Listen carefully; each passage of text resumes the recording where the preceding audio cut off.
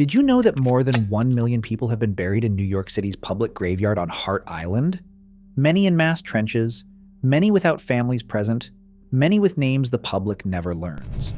And that in Manhattan, Washington Square Park sits over an old potter's field where 20,000 bodies still rest beneath the grass. I have stood in that park on a spring afternoon, watching tourists take photos, and I could not stop thinking about what was underneath. New York is not just skyline and money. It is unmarked graves, erased communities, preventable disasters, and institutions that kept operating after the world already knew the truth. Today you are about to hear 35 dark facts that will make the Empire State feel less like a symbol and more like a warning. Before continuing, subscribe and leave a like if you believe these stories need to be told. Not every history is comfortable, but all of it matters. 35. Hart Island, America's mass grave. Nobody talks about. New York City's Potter's Field on Hart Island holds the remains of more than 1 million people, one of the largest tax-funded cemeteries in the world. For years, the public could not visit without special permission. Burials happen in trenches.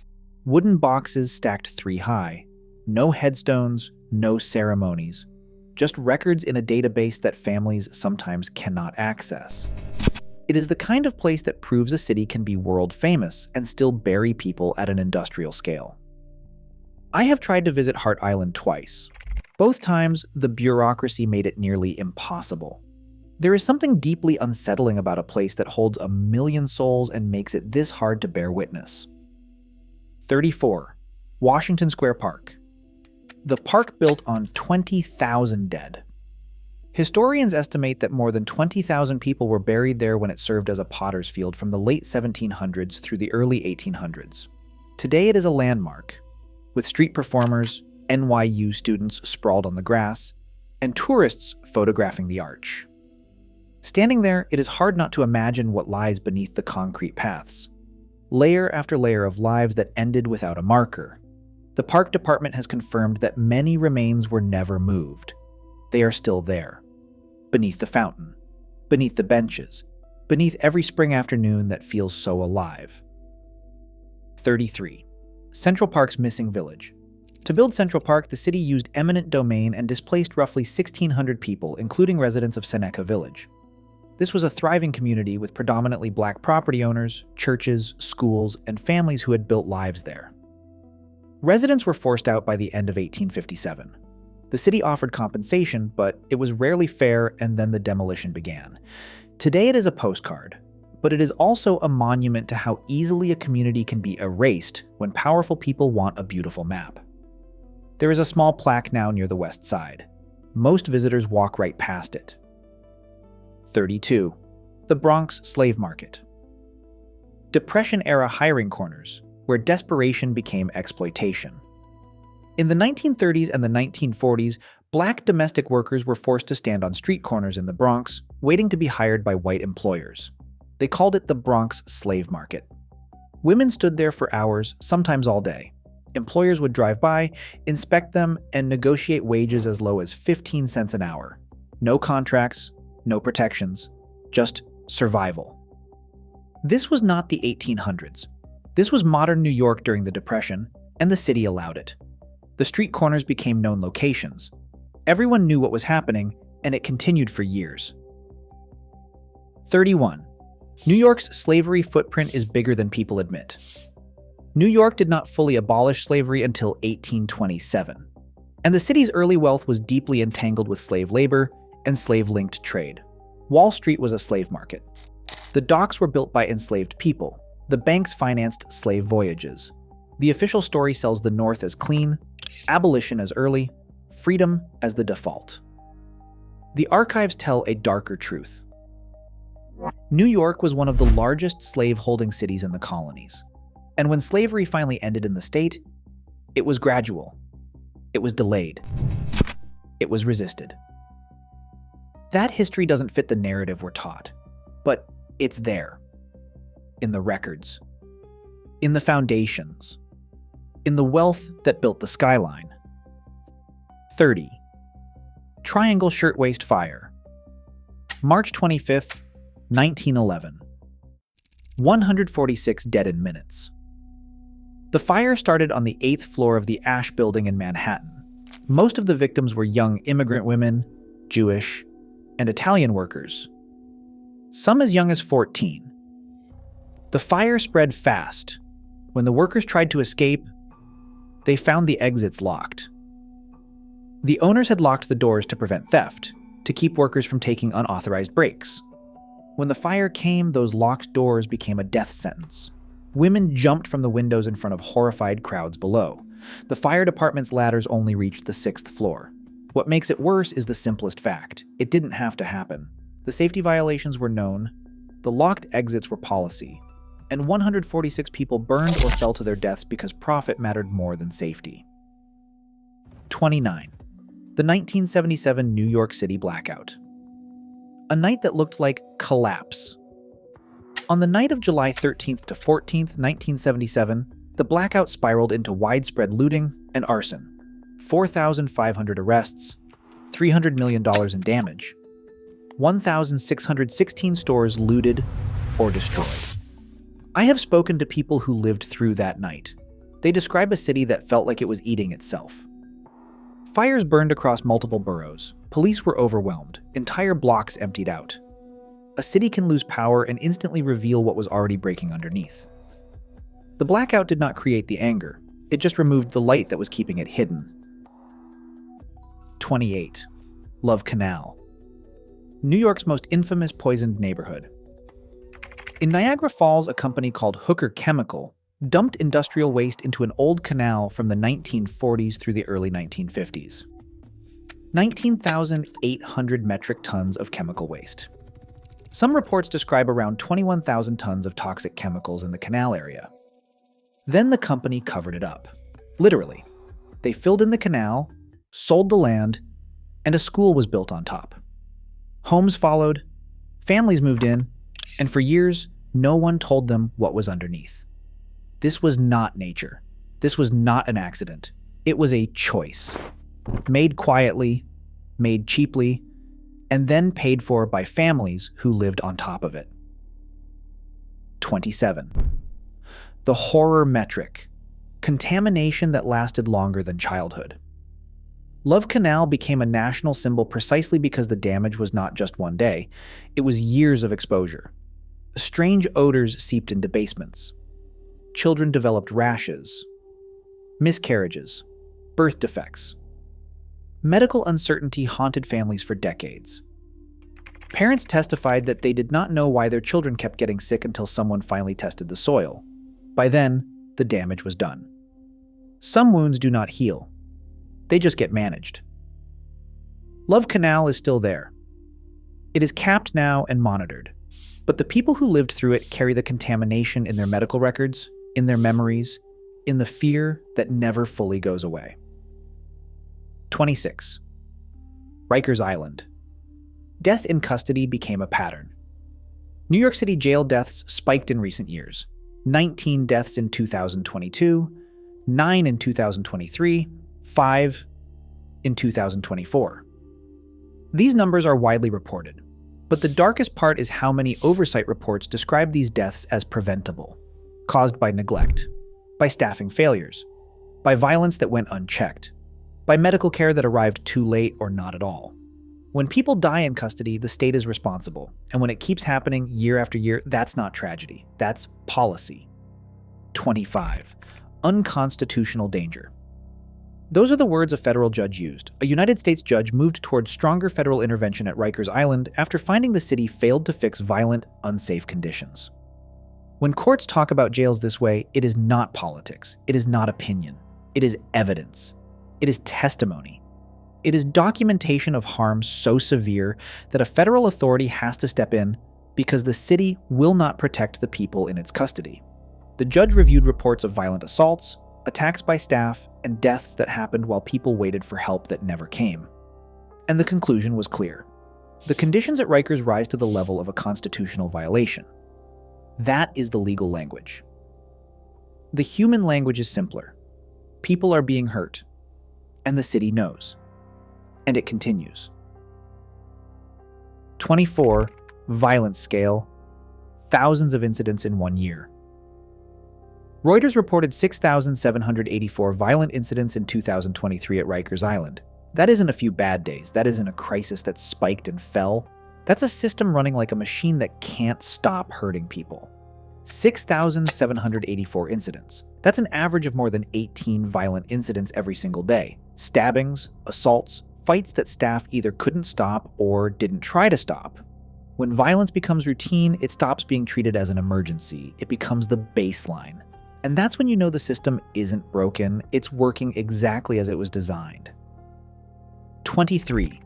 Willowbrook State School. An institution exposed as a disgrace. Willowbrook was supposed to be a care facility for people with intellectual disabilities. By 1965, it housed more than 6,000 people despite a capacity of 4,000. The overcrowding was just the beginning. Investigators found children left in conditions of severe neglect and unsanitary living situations. Minimal supervision, inadequate medical care, abuse that staff ignored or participated in.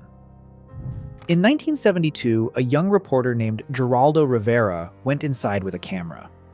What he documented shocked the nation. A place meant for care became a warehouse of human suffering. And it had been that way for years. Everyone knew. Families knew. Staff knew. The state knew, and it kept operating. 22. The lawsuit that proved it was not just rumors. After public exposure, parents filed a major class action suit in 1972. New York ARC versus Rockefeller. That became the paper trail of betrayal. Families begged the state to stop harming their children. The lawsuit detailed neglect, abuse, and conditions so inhumane they violated constitutional protections. And the case forced change. Not because the state wanted to do better, but because families fought in court and won. That is what it took. Not decency, not oversight, a lawsuit. Years of legal battle. And even then, the closure of Willowbrook took more than a decade. 21. Draft riots, July 13th through 16th, 1863. Racial terror in Manhattan. The riots started as a protest against the Civil War draft, but they quickly became something else, a pogrom. Reliable published estimates put deaths around 119 to 120, with some sources noting higher claims. Witness accounts and histories emphasize that Black New Yorkers were targeted with extreme brutality, homes burned, people dragged from streetcars and killed in the streets. A Black orphanage was set on fire. Lynchings occurred throughout Manhattan. This happened in a northern city during the Civil War, in a place that claimed to stand for union and freedom. And for 4 days, mobs ruled Manhattan, and Black residents fled for their lives. 20. The cruel irony. Union City, mob violence. This happened in a northern city during the Civil War, and it still produced lynchings and mass street violence. New York is supposed to be the progressive city, the place that stood against slavery. And yet for 4 days in 1863, it became a site of racial terror that rivaled anything happening in the South. Evil does not always wear the costume we expect. Sometimes it wears the uniform of righteousness, and still commits atrocities. The draft riots are a reminder that geography does not determine morality, and that a city can claim liberation while practicing violence. 19. Attica. September 9th through 13th, 1971. The Attica uprising ended with 43 dead. The commonly cited breakdown is 33 incarcerated people and 10 staff. Most of those deaths were caused when authorities retook the prison with overwhelming gunfire. On September 13th, state police and corrections officers stormed the prison. They fired more than 2,000 rounds in 6 minutes. Incarcerated people were killed while surrendering. Hostages were killed by the gunfire meant to rescue them. Autopsies later confirmed the hostages died from police bullets, not from the incarcerated people. The state lied about it for days until the truth came out. Still, no one was held accountable. 18. Auburn Prison. The first electric chair execution occurred on August 6, 1890. William Kemmler became the first person executed by electric chair at Auburn Prison in New York. I have driven past Auburn. The prison is still operational. The walls are tall and gray, and the town feels small around it. There is something about knowing that this is where it started, where the state decided that electricity could be used to kill more efficiently. More humanely, they claimed. Kemmler's execution took 8 minutes. The process failed on the first attempt. Contemporary reports described it as deeply disturbing. They had to repeat the procedure. New York did not just adopt modern execution, it helped invent its spectacle. 17. Sing Sing. Old Sparky and 614 executions. Sing Sing carried out 614 executions by electric chair before the death penalty's major legal shift in the early 1970s. 614.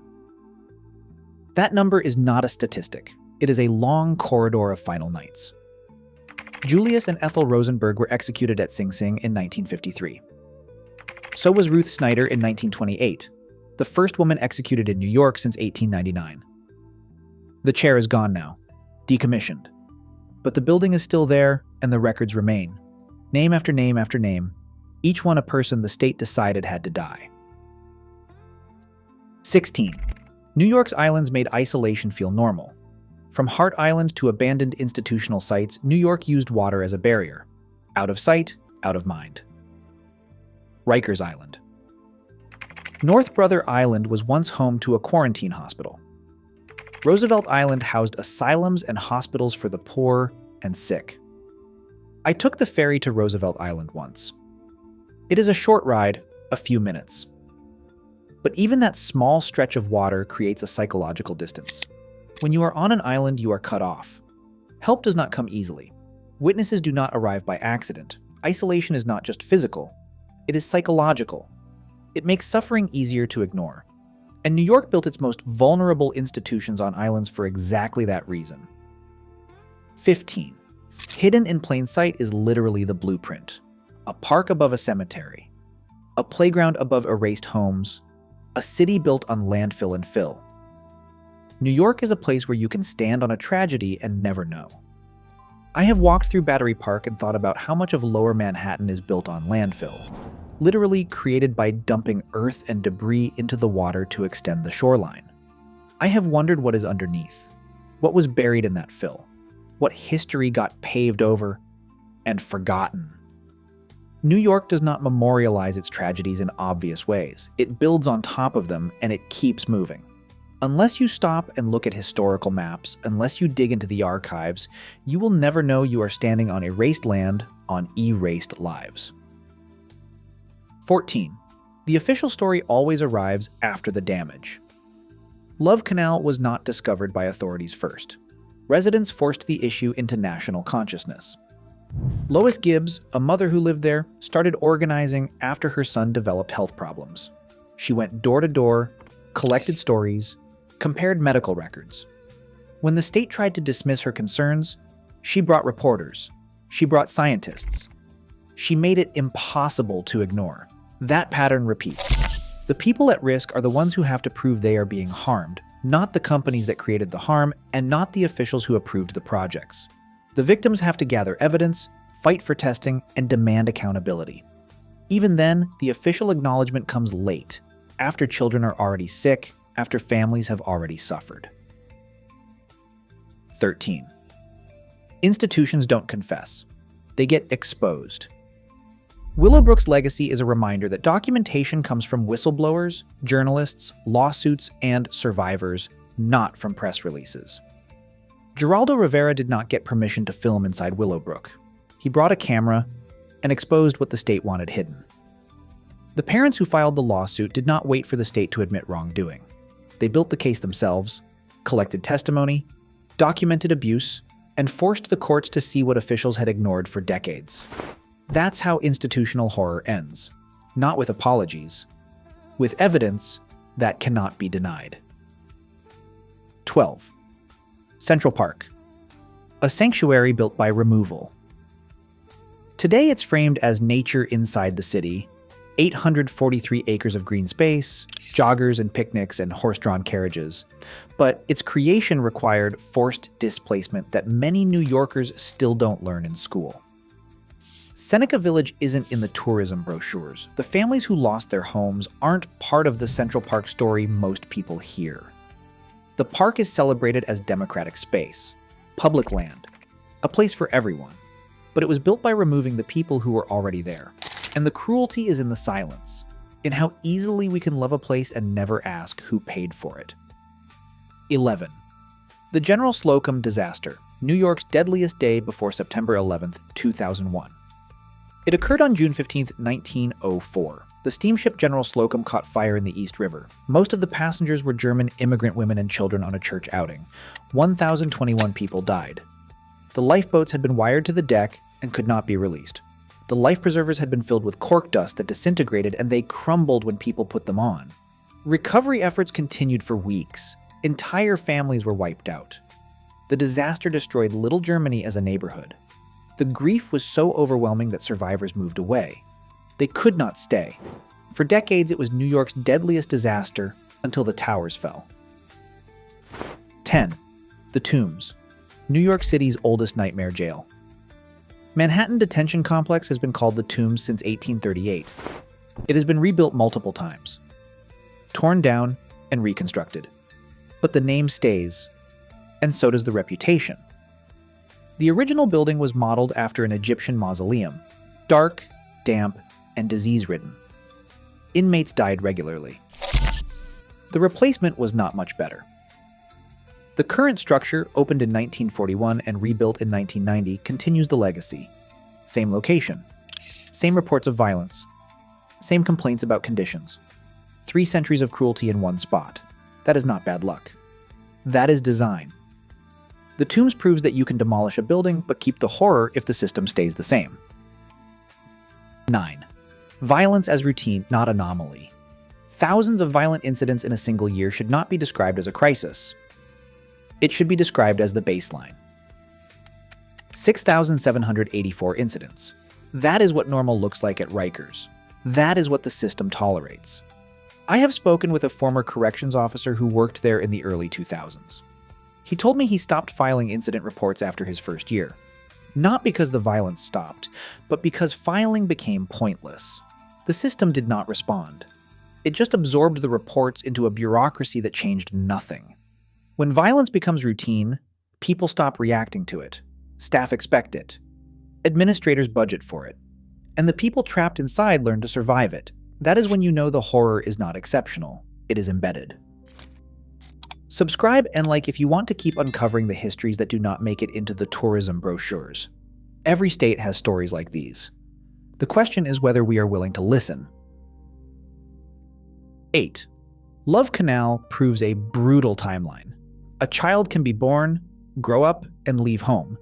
And the contaminated site can still define that family's health story decades later. The chemicals do not disappear. They seep into groundwater. They linger in soil.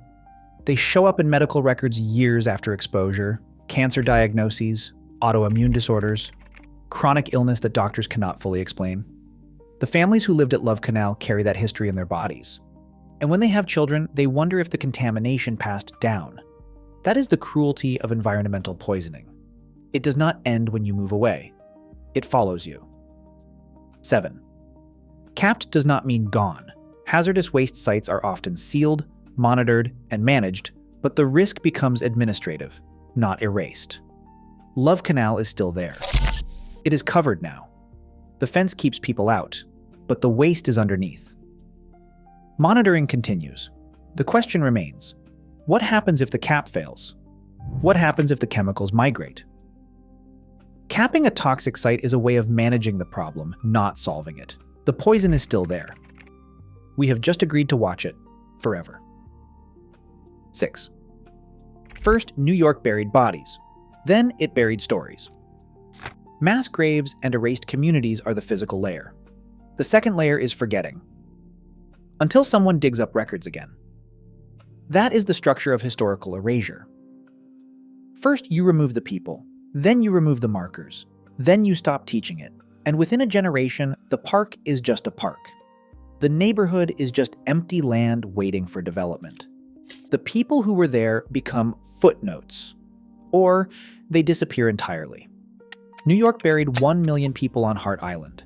And then it made it nearly impossible to visit. That is not an accident. That is a choice about what gets remembered. 5. Then it normalized into institutional cruelty. When overcrowding, neglect, and preventable harm become how the system works, the horror is no longer shocking. It becomes procedural. Willowbrook was not an aberration. It was policy. Rikers is not broken. It is functioning exactly as it was designed. The Triangle Shirtwaist Factory was not an accident. It was the predictable result of prioritizing profit over safety. When cruelty becomes procedure, it stops feeling like cruelty. It becomes paperwork, reports, oversight meetings that do not change anything, and the harm continues because the system requires it. 4. Then it made catastrophe feel inevitable. The blackout showed how quickly a city can tip from order into widespread harm. One night, one power failure, and suddenly 1,600 buildings were looted or destroyed. 4,500 people were arrested. A city that looked stable revealed how much tension lay underneath. The lesson is grim. Stability is thinner than we want to believe, and when it breaks fast. I have thought about that blackout often. How quickly things can collapse, how much we depend on infrastructure we do not see, and how easily chaos can take over when the lights go out. 3. And then it turned execution into infrastructure. The history of the electric chair in New York is not just a tale of one prison, it is a reminder that the state can industrialize death. 614 executions took place at Sing Sing. The first electric chair was installed at Auburn. The spectacle of execution became routine, scheduled, bureaucratic. There were forms to fill out, witnesses to invite, protocols to follow. The state built rooms specifically for killing. It installed equipment, it trained operators, and it called it justice. That is what makes it so haunting. Not just that people were executed, but that execution became ordinary. Another function of government. 2. The darkest irony. The places we love most are often the ones with the deepest scars. Parks, icons, institutions. New York's beauty is real, but it sits on decisions that ruined lives. Central Park is stunning. It required displacement. Washington Square is beloved. It is built on graves. The skyline is magnificent. It was built with slave labor and slave-linked wealth. That tension is something we have to hold. You can love a place and also acknowledge its violence. You can visit a park and remember who was removed to create it. This is not about guilt, it is about honesty. 1. Closing unease. The city built on bones. There is no easy way to say this. New York is not just ambition and art and lights. It is also mass burial, displacement, poisoned neighborhoods, and systems that kept running after the truth was already known. 1 million people on Hart Island. 20,000 beneath Washington Square. Seneca Village erased. Love Canal poisoned. Rikers still operating. The deaths do not stop. The violence does not stop. And the city keeps moving, keeps building, keeps burying. Some places remember, New York is one of them. The question is whether we are willing to look. After learning these 35 facts about New York, tell us which one stayed with you.